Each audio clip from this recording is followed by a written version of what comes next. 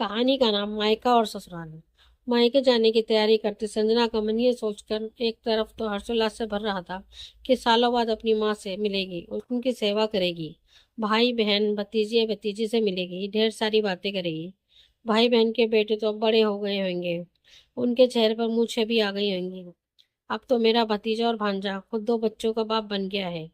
सोच कर रोमांचित हो रही थी वो। दादी दादी करती बच्चे उसकी गोद में आएंगी। जल्द से जल्द पहुंच जाना चाहती थी वो अपने घर, जहाँ किसी को ये कानो कान खबर नहीं है कि संजना आने वाली है। पर दूसरी तरफ बदलती परिस्थितियों से मन दुखी था। रिश्तों में दूरियां आ गई हैं, भाई बहनों से में पहले वाला प्यार नहीं रहा। पता नहीं भतीजा और भांजा मिलने भी आएगा या नहीं। क्या एयरपोर्ट पर उसे लेने उसका भाई पहले की तरह ही उसका इंतजार करेगा? अगर उसे बता देगी कि उसकी फ्लाइट कब लैंड करेगी, उसके भाई बहन के बेटे अपनी बच्चियों को उसके पास आने देंगे या नहीं? ढेरों सवाल दिमाग में खलबली मचा रहे थे। माँ का वो झुर्रियों भरा चेहरा और मध्यम सी रुआसी आवाज जो वीडियो कॉल पर सुनी और चेहरा देखा तो तड़प उठाता संजना का हृदय। माँ से मिलने के लिए सारे गिले शिकवे भुला उसने अपने मायके जाने की टिकट कटवा ली।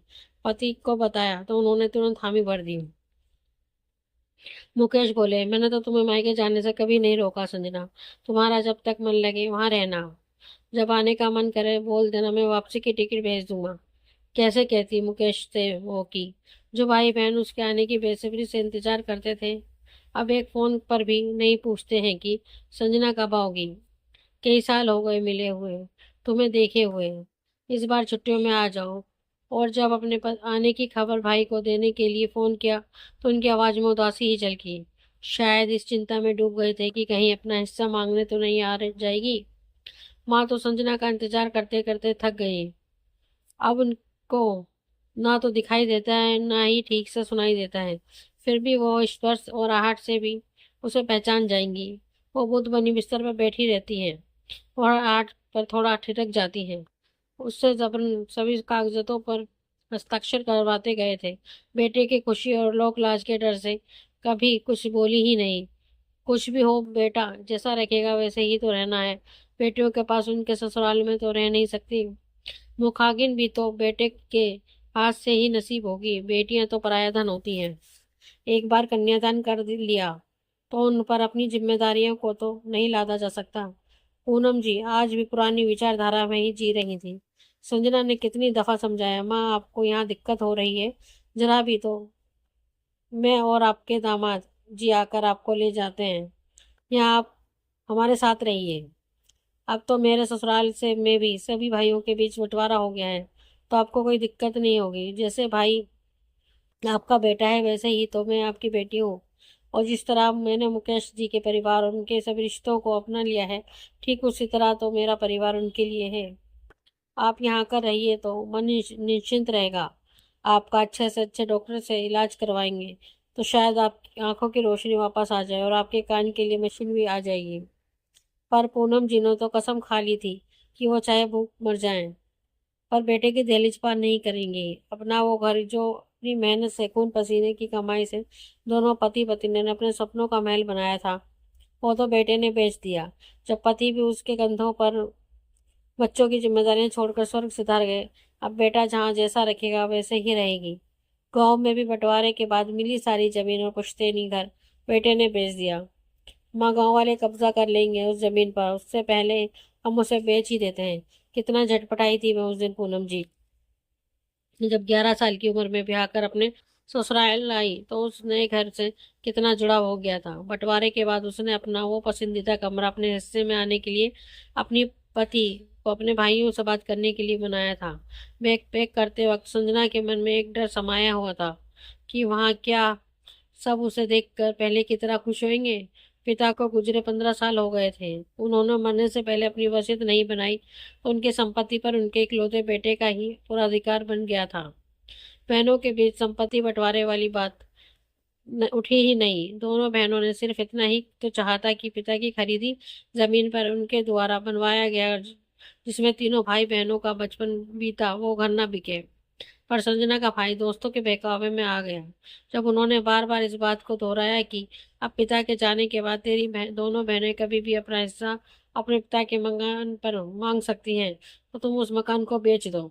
करोड़ों की संपत्ति है, वो बाद में भले कुछ पैसे दे देना। उस घर का बंटवारा करने में तुम्हारा बहुत बड़ा घाटा होगा, भला इसी में होगी कि उसे बेच दो। जब तक पिता थे, भतीजे भतीजी, भाई भाभी सब उसे आने के लिए बुलाते थे, और संजना अपने बच्चों को ससुराल में ही छोड़कर अकेले ही मायके जाती थी। मुकेश हर बार कोई ना कोई बहाना बना देते, कभी टिकट नहीं मिल रही तो कोई भी समय नहीं है, और तुम चली जाओगी तो बच्चों के पास रहना जरूरी है। वैसे तब तक संयुक्त परिवार था, सब मिलकर रहते थे। जिस तरह जेठानी और देवरानी के मायके या कहीं जाने पर वो पूरा घर संभाल लेती, ठीक उसी तरह वो भी निश्चिंत होकर मायके जाती। तब तक सास ससुर थे तो कोई चिंता नहीं थी। ससुर जी के खत्म होने के बाद रोज के छोटे मोटे झगड़े और चिक चिक से तंग आकर उसकी सास ने संपत्ति का बंटवारा करना ही उचित समझा, और संपत्ति के बंटवारे के साथ चारों भाइयों के रिश्ते में भी खटास आ गई। अब कोई एक दूसरे के सुख दुख में शामिल नहीं होता। बहनों ने भी आना जाना बहुत कम कर दिया था। मायका माँ बाप से ही होता है, उनके जाने के बाद भाई भतीजे भतीजी पर निर्भर करता है कि वो संबंध बनाकर रखना चाहते हैं या नहीं। ताली एक हाथ से नहीं बजती, दूसरा हाथ अगर साथ दे तभी ताली बजती है। ठीक उसी तरह कोई भी रिश्ता होता है जो दोनों तरफ से निभाया जाए तभी टिकता है, वरना रेत महल सा ढह जाता है। संजना की तो भाभी भी कई साल पहले चल बसी थी। उनके जाने के बाद भतीजे भतीजी को बुआ के आने का बेसब्री से इंतजार रहता था। भाभी की याद आई तो आंखें भीग गई संजना की। उसकी भाभी तो हर बार फोन पर यही कह पूछती थी, कब आ रही हो संजना, आप जल्दी आओ तो कुछ दिन मुझे भी आराम मिले। कितना अपनत से लगता था उसकी आवाज में। अब तो कान तरसते हैं वो आवाज सुनने के लिए। संजना अतीत में खोई उन पलों को जी रही थी जो भाई भाभी के साथ बिताए थे।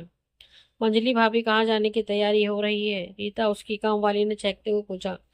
मम्मी के पास जा रही हूँ। अरे वाह, ये तो बहुत अच्छी बात है।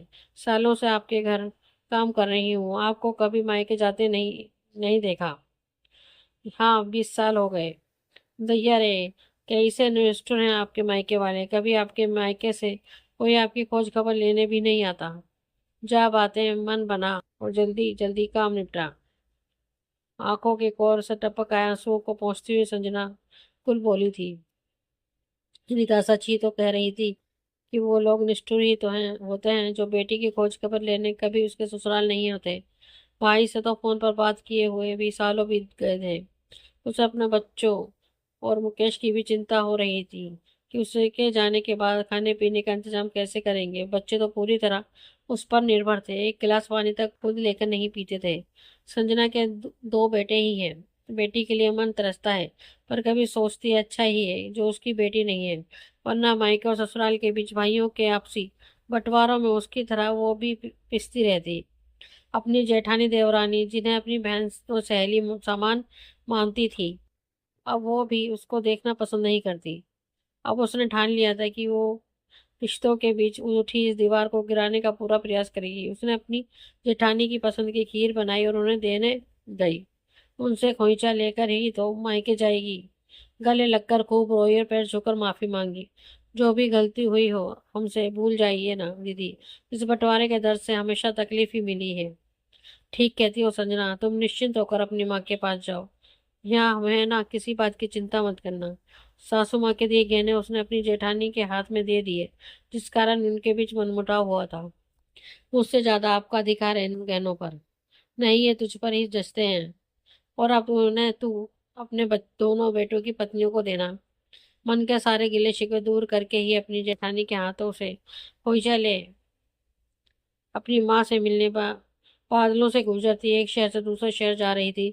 जिस तरह जेठानी ने उसे गले लगाया, उसी तरह उसकी बहन और भाभी भी उससे गले मिलकर खुशी होंगे, इसी उम्मीद के साथ। दोस्तों, आपको हमारी ये कहानी कैसी लगी प्लीज़ कमेंट में हमें ज़रूर बताएं। अगर कहानी आपके दिल को छुए तो अपने दोस्तों के साथ शेयर करें, और हमारे चैनल को लाइक एंड सब्सक्राइब करना ना भूलें। धन्यवाद।